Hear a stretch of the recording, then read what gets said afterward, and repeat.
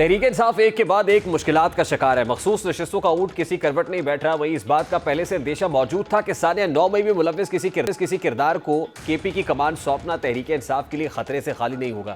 لیکن P T I کو بھی مزاحمت کا استعارہ بننے کا اس قدر شوق تھا کہ انہوں نے بہت سے موضوع امیدواروں کے ہوتے ہوئے بھی علی امین گنڈا پور کو وزیر اعلیٰ کے پی کے لیے میدان میں اتار دیا.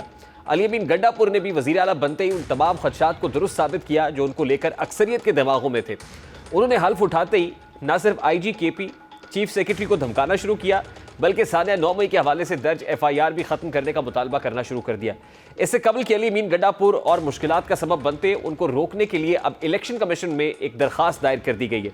یہ درخواست جمعیت علماء اسلام کے ایک رکن کی جانب سے جمع کرائی گئی جس میں اثاثے چھپانے کی بنیاد پر علی امین گنڈا پور کی نااہلی کی درخواست کی گئی ہے. گزشتہ روز الیکشن کمیشن نے یہ درخواست منظور کرتے ہوئے وزیر اعلیٰ کے پی کے علی امین گنڈا پور کو 26 مارچ کو ڈسٹرکٹ الیکشن کمشنر کے سامنے پیش ہونے کے لیے نوٹس جاری کر دیا ہے. بنیادی طور پر علی امین گنڈا پور کے خلاف جو درخواست دائر کی گئی اس کی ابتدائی سماعت میں 2 رکنی بینچ سے استدعا کی گئی تھی کہ ڈی آئی خان میں 735 کینال اراضی علی امین گنڈا پور کے نام پر عارضی طور پر ٹرانسفر کی گئی. زمین کے اصل مالک آصف خان تھے. علی امین گنڈا پور کی 2020 کے اثاثوں کی تفصیلات کے مطابق انہوں نے لینڈ کروزر گاڑی اسی زمین کو بیچ کر حاصل کی تھی. غلط بیانی پر علی امین گنڈا پور صوبائی اسمبلی کے نشست کے اہل نہیں. علی امین گنڈا پور اب نااہلی کی ان پر تلوار لٹک رہی ہے. یہ ثانیہ 9 مئی کے مقدمات میں ملوث بھی ہیں اور اعلیٰ حلقوں کو بھی کھٹکتے ہیں. ان کا اپنا جار مزاج ہے. علی امین گنڈا پور وزیر اعلیٰ منتخب ہونے سے قبل اور بعد میں کس طرح کے بیانات دیتے رہے ذرا اس کی ایک جھلک آپ کے سامنے رکھتا ہوں. جسٹس ہے سپریم کورٹ کے ان سے گزارش کرتا ہوں سائفر کے اوپر جوڈیشل کمیشن بنایا جائے تاکہ قوم کے سامنے آئے. ہم مطالبہ کرتے ہیں کہ ہماری سیٹیں ہمیں واپس کی جائیں اور تب تک آپ نے اپنی تحریک نہیں چھوڑنی جب تک آپ کو اپنا حق نہیں ملتا. میں کشمیری ہوں کہتی ہے میں پٹھان ہوں. پنجاب جاتی ہے کہتی ہے میں پنجاب کی بیٹی ہوں. نواز شریف کی بیٹی ہے. مولانا میں نے نوٹ بھی کھا میرا موڈ بنے. یہ خود بھی کھائے گا آپ کے لوٹے ہوئے مال کو بھی بچائے گا. اس وقت پاکستان پیپلز پارٹی کے مرکزی رہنما سینیٹر تاج حیدر صاحب ہمارے ساتھ موجود ہے. السلام علیکم سینیٹر صاحب, بہت بہت شکریہ آپ کے وقت کے لیے.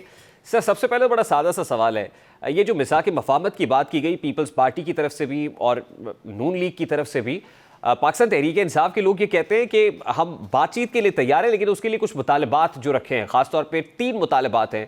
پہلا مطالبہ یہ ہے کہ 10 حلقوں کا آڈٹ کرایا جائے. دوسرا مطالبہ یہ ہے کہ جو گرفتار کارکنان ہیں ان کو رہا کیا جائے. اور تیسرا مطالبہ یہ ہے کہ احتجاج کا جو حق ہے وہ اس کو ایکسرسائز کرنے کا موقع دیا جائے. آپ نہیں سمجھتے کہ مطالبات جائز ہیں؟ دیکھیے آئین و قانون کے اندر کے دائرے میں رہتے ہوئے جو بھی مطالبہ کیا جائے وہ ظاہر ہے کہ جائز ہوتا ہے, اور بس یہ دیکھنا ہے کہ آئین و قانون کی حد کو پار نہ کیا جائے اور قانونی طریقے اختیار کیے جائیں. اگر ایسی بات ہے تو پھر یہ ایک بنیادی معاملہ ہے اور اس پہ کسی بھی انصاف و قانون سے محبت کرنے والے کو اعتراض نہیں ہو سکتا. تو آپ سمجھتے ہیں کہ جو 10 حلقوں کے آڈٹ کا مطالبہ کیا جا رہا ہے یہ ہونا چاہیے اور حکومت کو بھی اس میں بھرپور معاونت کرنی چاہیے پی ٹی آئی کی؟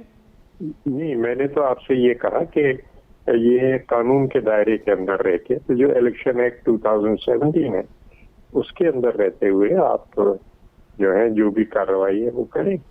الیکشن ایکٹ 2017 میں کسی حلقے کو کھولنے کی اجازت نہیں ہے. اس کے اندر یہ ہے کہ جن پولنگ اسٹیشنوں پہ آپ کو اعتراض ہو اس پر دوبارہ گنتی کرائی جا سکتی. تو دوبارہ گنتی ہو سکتی ہے اور اس کے لیے بر وقت آپ کو اپلیکیشن دینی ہوتی ہے. اور جو دوسرا مطالبہ ہے تاج حیدر صاحب, دیکھیے یہ قانونی سیاسی معاملہ نہیں ہے, قانونی معاملہ ہے. ایک معاملے کے اوپر تو پیپلز پارٹی نے اپنی کیمپین کے دوران بھی کہا تھا نا کہ ہم سیاسی قیدیوں کو رہا کریں گے. تو اب وہ کہہ رہے ہیں کہ ہمارے قیدیوں کو رہا کیا جائے جو پولیٹیکلی گرفتار کیے گئے ہیں. تو کیا آپ کو نہیں لگتا کہ پیپلز پارٹی ایک ایسے موقع پہ جب حکومت کے اندر موجود ہے, ایوان صدر میں آپ کے آصف علی زرداری صاحب بیٹھے ہوئے ہیں, شریک چیئرمین ہے پیپلز پارٹی کے, تو یہ مطالبہ تو فوری طور پر منظور کیا جا سکتا ہے؟ جناب اب یہ آج کی بات نہیں ہے بلکہ ہم ہمیشہ سے یہ کہتے آئے ہیں کہ جو بے گناہ ہیں ان کو رہا کیا جائے اور جنہوں نے جرائم کیے ہیں ان پہ مقدمہ چلایا جائے. تو کیا وجہ ہے کہ لوگ پھر بھی اندر ہے آج اور پولیٹیکلی جو ہے وہ ایک تاثر ہے کہ وکٹمائز کیا جا رہا ہے ان کو؟ جی وہ تاثر تو ہمارا آپ کا کام ہے نا کہ ہم کس طریقے سے تاثر پیدا کرتے ہیں, لیکن بات یہ ہے کہ جو قانونی طریقہ ہے وہ چلنا چاہیے اور تفتیش کے بعد اگر کوئی بے گناہ ہے تو اس کو چھوڑا جائے. تو کیا یہ جائز ہے تاج حیدر صاحب کے اڈیالہ جیل میں تمام تر قیدیوں اور حوالاتیوں کو جو ان کا بنیادی حق ہے کہ وکلاء سے ملنے کی اجازت دی جائے، ملاقات کی اجازت دی جائے، وہ نہ دی جائے، 2 ہفتے کے لیے پابندی عائد کر دی جائے، یہ جائز ہے قانونی طور پر؟ نہیں، یہ بات میری سمجھ میں نہیں آتی کہ آخر جیل کے اندر سیکیورٹی کا کیا مسئلہ ہے؟ اگر جیل کے اندر سیکیورٹی نہیں دے سکتے آپ تو جیل کے باہر آپ کیا کریں گے؟ یہ میں مطلب جیل کو تو میں نے اندر سے دیکھا ہے کئی دفعہ، تو وہاں اگر سیکیورٹی کا اس طریقے کا مسئلہ میری سمجھ سے بالاتر ہے، اور یہ ظاہر ہے کہ پنجاب حکومت کہہ رہی ہے تو اس کا اعتبار کرنا ذرا مشکل ہے۔ یعنی آپ یہ سمجھتے ہیں کہ سیکیورٹی سے زیادہ سیاسی مسئلہ ہے؟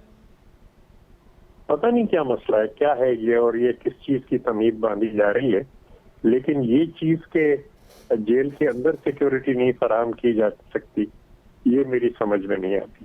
تو کیا پیپلز پارٹی مطالبہ کرے گی، کیونکہ حکومت میں بیٹھے ہوئے ہیں، کہ کم از کم یہ تو نہ کیا جائے؟ نہیں، اس میں مطالبے کی کیا بات ہے، سیدھی سی بات ہے۔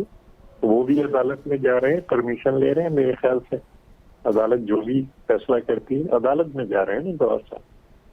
آپ کو لگتا ہے کہ عدالت ریلیف دے دے گی؟ نہیں، یہ تو پھر نجومیوں کی بات ہے، لیکن آپ نے اگر میرا ویو پوچھا ہے تو میں آپ سے یہ کہتا ہوں کہ میری سمجھ میں بالکل نہیں آتا کہ اگر جیل کے اندر سیکیورٹی کا انتظام نہیں کیا جا سکتا ٹھیک، تو جیل کے باہر کیسے کیا جائے گا۔ بہت بہت شکریہ۔